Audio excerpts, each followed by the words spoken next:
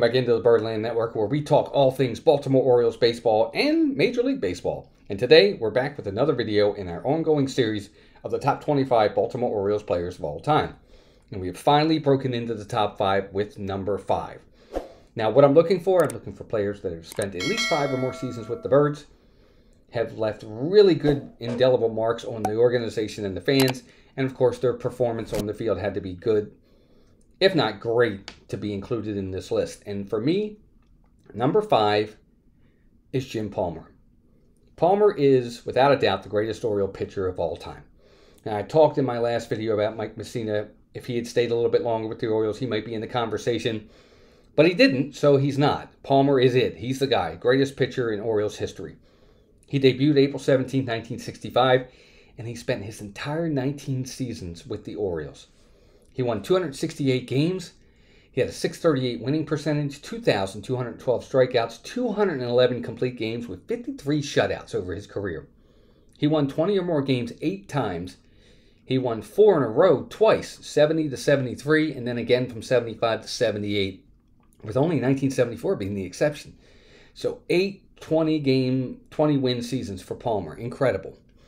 His best season was probably 1975. He went 23-11 with a 2.09 ERA, 25 complete games, 10 shutouts, and 193 strikeouts.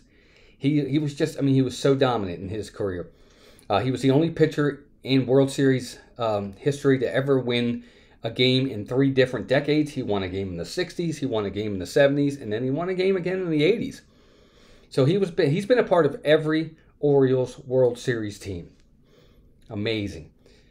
He also, funny enough, he actually also has never surrendered a Grand Slam home run in his career. Never gave up a Grand Slam, which is really amazing with so many innings pitched and so many at-bats. Just amazing.